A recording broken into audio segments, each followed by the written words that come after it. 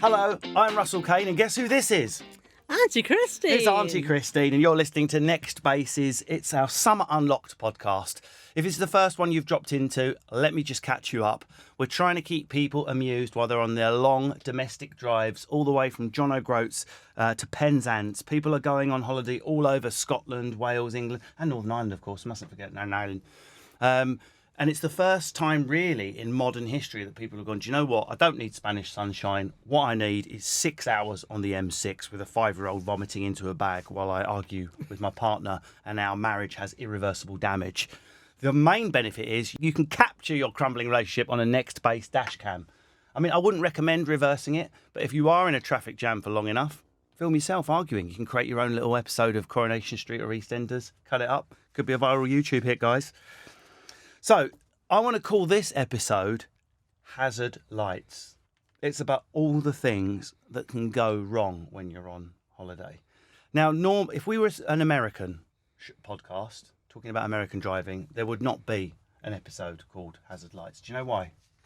Why? Because Americans only like positive things. And if you're trying to engage with American people, they want to hear how great something is. How was your day? Great. My day was great too. Great. They could both be dead on the inside, but great. Whereas British people bond by exchanging awful experiences. And we actually feel better. Like, I don't know about you, Christine, but if I'm having an absolutely rubbish day and I bump into someone that's having a good day, I'm not lifted up. Are you? If you're like, I'm having an awful day, how are you? Great. It's almost aggressive, isn't it? My day's fantastic. It makes you feel better then. Well, it doesn't, no. If you're having an awful day, Christine, let's run it through. You're having a bad day.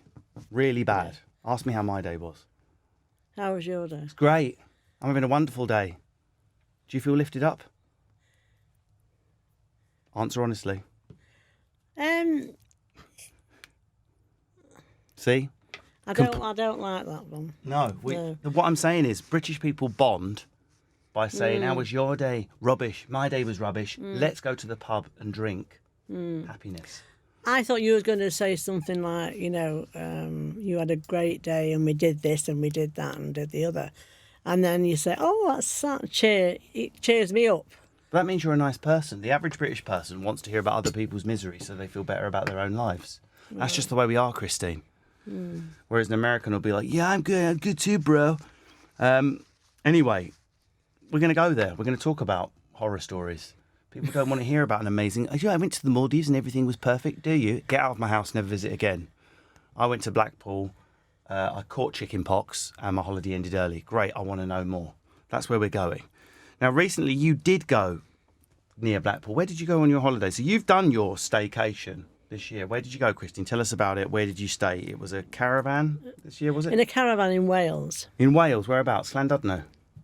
Near Llandudno, yeah. And we went on the pier. Oh, very nice. And what type of holiday was it? How many people? What type of caravan was it? There was four of us in the... 6 of us in the caravan. That's cosy, isn't it? How many bedrooms? 2, 3. All right. So, might talk about that more later. You go to the pier. You've got a nice steaming bag of chips. What happens next? Was it chips or was it donut? Ice cream. It was ice cream. Ice cream. And you did, My didn't you? daughter got all these ice creams. It cost a fortune. Yeah. And I'm walking and licking away there, and I thought, oh, that's a lovely ice cream. It's a 99, actually. Oh, right. Nice detail. And cost a fortune, as I say, and they're all licking away. They're nearly finished. Stop saying licking away. Yeah. But I was the last to finish, so I always leave me flake until the end. Now, I wonder what Sigmund Freud would make of that. I was licking away, but I don't touch the flake. Anyway, so I was just licking away there, and then I went to the biscuit on it, the wafer, wherever you ought to go, and then I was just about to bite into the flake, and all of a sudden, my grandson was at the side of me. He's taller than me, but a pigeon came and skimmed his head. Oh, not a seagull, sorry. Oh, no, it could have been a pigeon. They're absolute... No, they're seagull. So So the seagull swept in? He swept in, head-butted Aidan. I didn't know that detail. So wait a minute. The seagull has nutted your... Because you basically had a bouncer. Yeah. Because Aidan's a tall lad now, isn't he? Yeah. So Aidan stood there guarding his grandmother eating a flake. Yeah. And the seagull's like, out of the way, mate. Just nuts him out of the way. Right in between, and I'm going like that to bite my flake, and I never got a bite because the seagull came and just ran off with it. In between mouth and cone. Honest to God. Well, what can you imagine? I was, in a terrible state. I didn't know to laugh or cry or what, Which emotion was highest? Now, be honest, Christine, I know you very well. Fear at the seagull or fury at the wasted flake? Which was it? Be honest. The wasted flake. I knew it. Any normal person would be traumatised by an animal attack. But Christine is running an Excel spreadsheet in her head about the value of the flake in relation to the overall. A bit of each, really. But it was really frightening, though. And I just fell into my daughter's arms, and we didn't know to laugh or cry, and they're all like that with the mouths open. We couldn't believe it happened. And when we bought the ice creams, the lady they said, "Now, be careful of the seagulls." We never thought anything else of it, but they got me. Yeah, you're like seagulls. They won't hurt me. I've got Aidan with me. Meanwhile, Aidan's unconscious, nutted by a seagull. What was Aidan like? Well, he was in shock as well, yeah. Is he still Never experienced this before. I saw he's still got the beak print just above his eyebrow. Yes, yeah. They don't give it toss, seagulls, do they? Honest to God, they're ever so big, and they're growing bigger because they're pinching everybody's ice cream. Yeah. I said, how dare you do that? And I was left with a bit of wafer, and I said, here. And I threw it into the sea, and I said, here, have it all. Right. I said, fancy doing that to me and to Christine. So you gave him the wafer as a sort of the way Eminem at the end of 8 Mile raps I was about in himself. shock, yeah. So that's one incident, yeah. It's that a shocking story, Christine. Thanks for sharing that. I wonder if animals have ruined any other holidays you've been on. Have you ever, and I have, been in a hotel room or a holiday restaurant and seen a cockroach? Have you ever? No. I have. You have, right? I have. I've pulled a dashboard and seen the cockroaches slip into the darkness. Oh, dear. I'm wondering what other people have. If they've got any horror stories. Rats on holiday? No. You've never seen a holiday rat? No. That is one of my fondest images of Ibiza, is looking out the window, semi-conscious through a fanlight and seeing a rat tucking into the chicken I couldn't eat last night because I've chucked a whitey after 800 vodkas. Cats. Making friends with holiday pets. Have you ever done that? It's a very common thing in Spain. Or yes, you sort of you adopt the holiday cat. Yeah, we did it when the children were little, And as you know, Christine, we were in association with Nextbase Dash Camp, and I'm very lucky. I've been at stand-up. I've been touring for a lot of years, and I've never really had a serious incident in my car. But perhaps one of the most shocking, which I wish I'd had a dash cam running, was when a pheasant took off. I watched it take off. It was like just a balloon of meat with feathers on it at the side of the road. Took off, and I hit it at 70 miles an hour, and it came in through the glass and died on the seat next to me. That is the most dramatic thing. I wish I'd captured that on a dash cam. Honest? It came in through the glass, which and it came in because the glass doesn't shatter. No. It left a perfect, like cartoon pheasant-shaped hole in the glass, and just looked up at me, and I was like, "Oh God, this is awful!" And it was almost like it was saying, "Bad for you, mate," and then died. Oh. I missed my gig that night. Oh, what a shame. Have you ever animals running out in the road? You ever seen any deer, anything like that? Any dramatic incidents when driving? I haven't, no.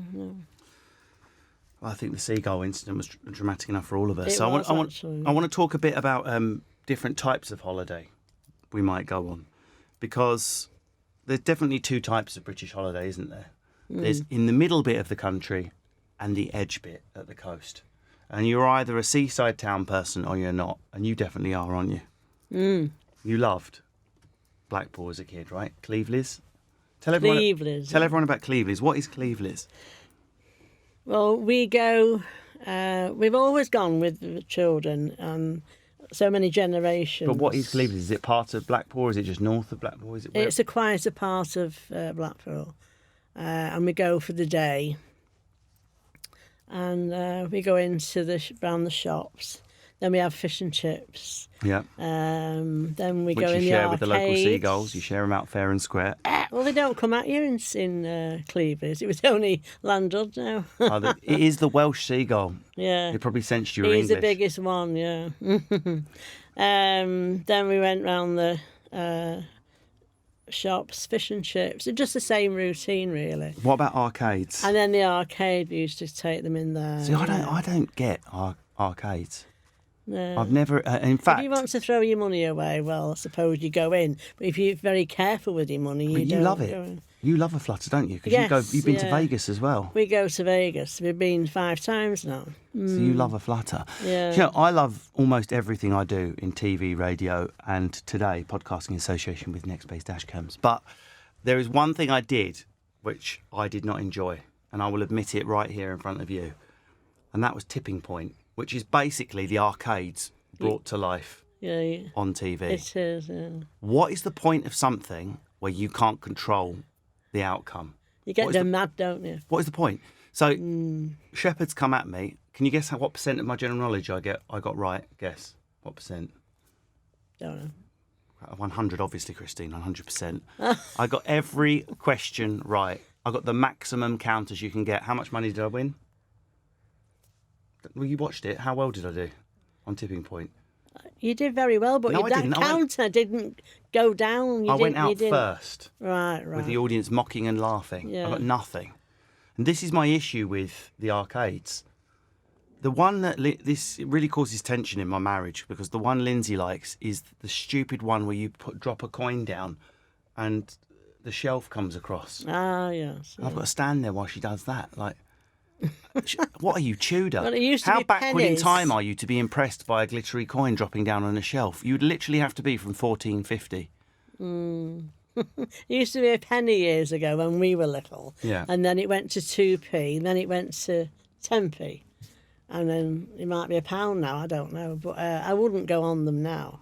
But they used to be quite good. And then there was roller penny as well. What's that? A roller, oh, that was lovely, that. It was only a penny. And you just rolled it down, this thing. Oh, like that programme on the television now. It's on a Saturday night. Oh, Roller Penny with Davina McCall. Yeah, that's it. No, I just made that up.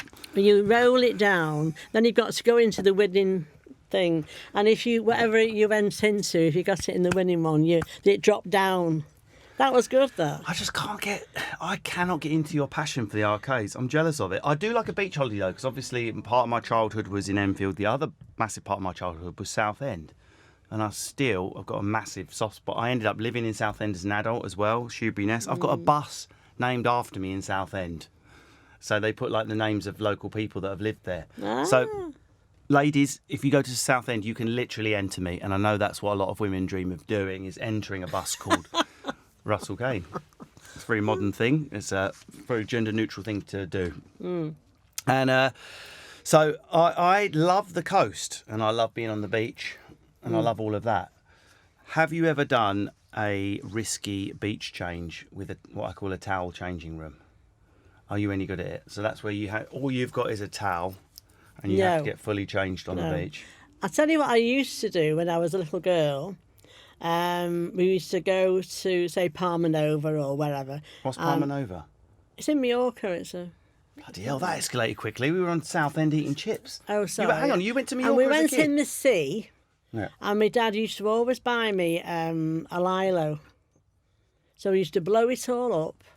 And how the lilos I have, lost. Very dangerous, to be honest, You're never going to have another lilo, honestly. And each year he used to buy me another one, But they were dangerous when I think about. So I've got memories of that. That's would you still, like we're going to be going away before long, Christine, somewhere warm. Would you still get on a lilo, or are your lilo days over? Honestly, could I get you on one? Well, I've got to get in the sea first, haven't I? Yeah. I think I would do, and just. I just like the idea of launching you off of Blackpool Pier on a lilo. I could smash a bottle of Prosecco against the side of the lilo, and off we'd go into the ocean. HMS Christie. Nextbase is proud to be working with Break this year.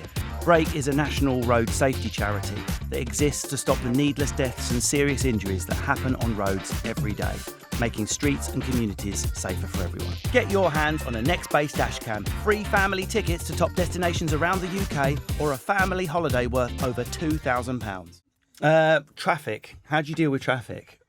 I don't know what it is. It's weird. The journey could be 4 hours, but if I'm stood still in traffic, I can't handle it. My heart rate goes up. I get tense. I can't bear traffic. What are you like? Do you remain chilled and calm? Are you like, well, it can't be helped, love. When we get there, we get there. Nothing can be changed. There's nothing you can do. There is something you can do.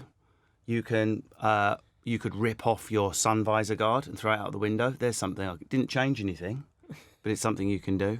You're looking at all the cows and all the sheep.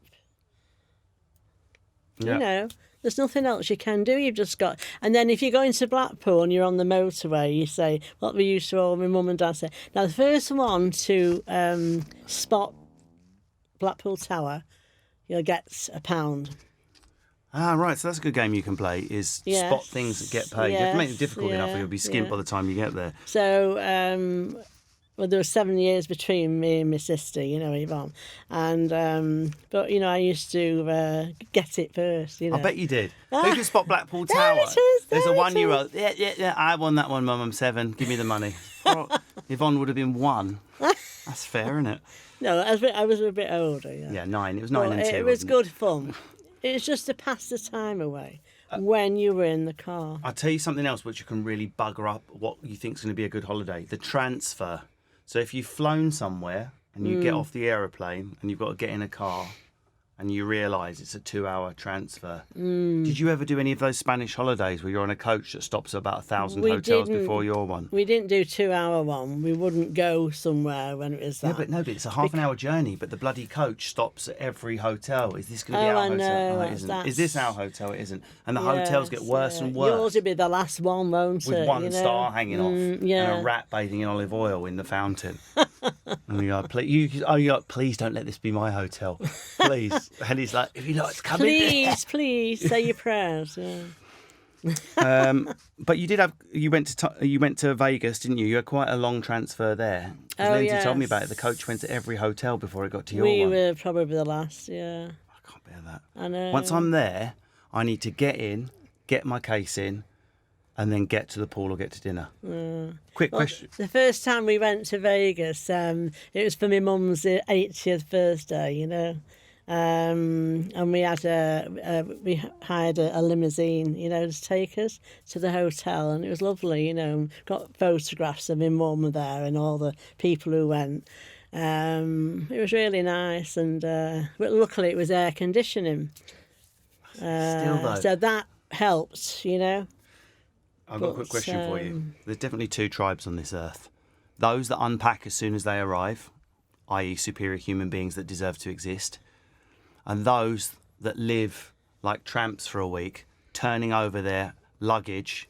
I call it the washing machine, just going, tossing it. Lindsay could go somewhere for 2 weeks, and by the end of the week, you would be finding Roman pottery at the end of the case. It would be in such a mess.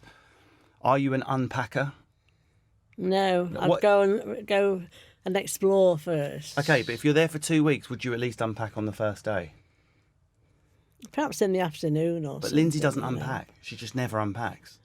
She just leaves the case on the floor. And my daughter's stuff's muddled in, and by the end of it, it's like some old ladies have gone through a car boot sale or a church. It's just a muddle of stuff. I've got to be organised when I'm travelling. Well, that's what you're like, you see, but why would you not want to be organised? What? Okay, so we can. So obviously Lindsay's not. But we can look at the motivation for why we would want to be organised. I'm not saying maybe it's not superior, but the advantage of I look somewhere, something that I'm looking for is there. What is the motivation for not being organised? There's none. Thank you. Cancelled. Everyone who doesn't unpack their case, cancelled like a war criminal as far as I'm concerned. I will unpack my case and anti-back the inside of the case and store it ready for repacking the night before. Lindsay would like You're to very organised. Lindsay probably like to arrive at the airport just clutching her bra and jump into the engine as the plane took off. Oh, it's worth it for an extra 20 minutes in the bath. You know what we can tell them about? What? When I was at their house. Yeah, go on. On Christmas Day. Yeah. Go on. And on Christmas morning, I was just having some nibbles, working up to our dinner. Now, everyone's now imagining Christmas morning nibbles, maybe some fruit or a freshly cracked nut. What was your Christmas morning nibbles? Nuts. No, you were straight into a bowl of Quality Street at 10 a.m. in your dressing gown. Oh, right. Okay, yeah. Yeah, go on. And my crown came out. Yeah. So I was toothless. And then it fell on the floor, and then we weren't sure if Colin would get it. That's the dog. Colin's my pug. We don't have like a cousin that lives on the floor in the kitchen. Cousin Colin, do not lick the tooth off the floor. Sorry, Auntie. And we were looking all over for this tooth. And I thought, oh my God, so I'm panicking and screaming, and all saying, what's wrong? And I said, my tooth's come out, So I couldn't do anything. Everybody saw I had a gap, Anyway, we found it and then we wrapped it up in tinfoil, didn't we? Yeah. It was a really magical, festive moment, to be honest. Oh, it was. And Christine had quite quick wit because her tooth fell out when she was eating the yellow toffee one you should never eat in a Quality Street. The only purpose of the yellow toffee one is to feed it to a Cocker Spaniel while your mate films it for Snapchat. It has no other purpose. It's just come to me that. No? And as the tooth came out, she literally said, sweet tooth. Nailed. And we picked your tooth up and you did Christmas Day with like a whole front tooth. And this isn't like a side tooth. This is a full-on, like, Middle Ages smile, I call it. Yeah, honest to God. And there's nothing I could do. I had to just still laugh and eat and all this, Christmas morning though, of all mornings. It's funny you should. And all the dentists are all shut for the after the New Year, so nothing I could do about it. Absolutely nothing. And it's funny you should mention because it's put me in mind of what we love doing at Christmas, which is something that's really brilliant for when you're driving, and that is playing games on the move. Now, Christine famously. We play Articulate every Christmas. If you don't, and Articulate is a brilliant one for when you're driving. Even the driver can play as long as they're guessing only. Excuse me. Oh, nuts in the throat. The driver can even play Articulate. And Articulate is very simple. You just have to describe what's in front of you without saying the object itself and without saying rhymes with. So if it was a seagull, Christine, I would say squawks, swoops down, steals the flake from your cone, and you would say, go on. I mean, I've literally given you the answer beforehand. No, not bastard. Why would you say bastard? Well, I've just got it in my head. I know what you're going to come out with saying. It swoops. It steals the flake. This is what people don't understand. They think I'm inventing how bad Christine is at Articulate. Just to be clear, I gave her the answer in the example one. Not only that, but it was something we've just talked about at length in this episode. And I'm hoping you're going to leave that in bleeped because we have to leave that in. So it swoops, it comes down and steals the flake from your ice cream. It is a... seagull. Yes, it's a seagull. This is what I'm saying. Before we did this, I was speaking to the people from Nextbase and they thought I was exaggerating about what you were like at Articulate. We get into such a laugh that we can't breathe at Christmas. And it's brilliant when we're on long journeys as well. Christine and me still play this. And in fact, I will just tell the audience quickly what happened one Christmas was we were playing Articulate. And the answer was, and this isn't a swear word, family in the car, the answer was bustard, which is a type of turkey. Quite hard to describe to Christine, who, as we've just heard, couldn't name seagull after I'd said seagull. After I literally said, here's an example seagull. So I said to Christine, it's like what you used to call your ex-husband Barry. And she said, I will say bustard, so it's clean enough. And she said bustard. And I went, yes. Bastard. Yes. And I said, yes, but with a U. And she said, you bastard. not bustard. You bastard. Then we started laughing so much that this is what Christine did next. She went into her handbag and pulled out a Tesco carrier bag, stood up and put it on her seat. This is Christmas Day, because she was having so much fun, she thought she was about to pee herself laughing. Yeah. Yep, she, Quite the seat, right. carried on. Oh, it was marvellous. Oh, it was, wasn't it? And that was shortly after your Marvellous. tooth came out. You wet yourself after dessert. So it was a quality day all round, really. It's not very often you get the double, is it? The double is when you lose a tooth and soil yourself after dinner. I mean, to get the double really is the home run. Okay, so what I thought we could do is, we've already talked about how you played Name the Blackball Tower. There's your obvious games, I Spy. But I think Articulate's well worth investing in. You don't need the whole board with you guys. You can just go on to any of the shopping websites. There's plenty of cheap cards you can buy, or you can get the Games Master just to do loads of words at home. There can be anything: cats, seagulls, bustards, whatever. And it's just a game. You need a describer and a namer. And it's great because the driver can play as well, just guessing. So, Christine, we're going to have 2 rounds here. So I'll do 30 seconds and then you're going to describe to me for 30 seconds, okay? I'm going to do the green ones on the Articulate cards, which are things from science and nature, okay? You are going to do the blue ones, which can be any object. You've got 30 seconds. I will go first. Let's see how good Christine is at guessing these objects. Are you ready?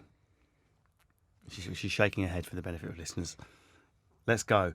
3, 2, 1. It starts as a liquid. You pour it down when you're building, and you can build solid structures out of it. Water. It's grey, and it turns solid overnight, and you can build houses with it. Cement. Yes, I'll give you that. You fry in it and cook in it, but normally Oriental or Chinese food. Oil. Yep, but what's the object? The steel object that you hold over the heat and you fry with it. Frying pan. Yep, but what type of frying pan? What's it called? Wok. Yes. It's a giant word. It's a word for a giant stone. And Indiana Jones runs along and one rolls behind him. So a really big stone that rolls behind you. It's bigger than Boulders. you. A boulder! Oh, God. I've done the wrong ones. That means you're going to have to do the science ones. It's an animal that lives in the home. It meows. Cat. Yes. And an object that you could carry your shopping home in. Shopping trolley. Yes, or go around the supermarket without wheels. Basket. Yes, so it's a cat basket, correct. You did really well there, Christine, as you Hello? normally do, because mostly I'm quite good at describing to Christine. What you're now going to see is Christine describing to me. And this really is something I've wanted to capture for quite some time. So I'm going to put 25 minutes on the clock, and you're going to describe 3... Christine, you're doing the green ones, the science and nature ones, okay? I know. You're going to pick I'll shuffle them up. The green ones are the science and nature ones, okay? And your time starts now. I don't know. You don't know that one? No, right, let me see what it was, just so everyone can know what you didn't know. That was an elk. That was just a straightforward refusal to even attempt it. Elk. Next. Go on. There we are. We're an active play. Yep. Go on, Christine. Say anything. Black stuff. Black stuff. And it's all goes all funny. You can't just cheat with a whisper. The microphone can hear you. Black stuff that goes all funny. There's so many answers that could fit that. trying to think And of it one. smells, you know. It smells. Oil. Go on, a pass. What was it? Mould. Black stuff that goes all funny. Mould, of course. Next. I don't Go on. Have a go. You don't know what it is? know. Let me see. That was a gecko. Next. It's a big fish. A shark. Yes. Yes. Go. It tastes very, very strong in your mouth, and you can put it in cooking. Onion. Garlic. Yes. Yes. Go on. Oh, Tony Christie sang it. Amarillo. Yes. What's that got to do with science and nature? Let me see that. That's on the green one. That's that says armadillo. Genuinely. Oh. I thought it was Amarillo. Show me the way to armadillo. I was going to sing it as well. Christine, I couldn't have asked you to mess that up more amusingly. Thank you for that. Okay, welcome. listeners, we've run out of time. The hazard lights are switched off. They're all the things that can go deliciously right and wrong with holidays. Auntie Christine, thank you very much. We have arrived at our destination, which is the end of the second episode. You're welcome. It's a pleasure. We have reached our next base, which is the end of episode 2, and we'll see you again for more banter and laughs with Auntie Christine in episode 3. Can you put the carrier bag on your chair? Episode 3 is going to be hilarious.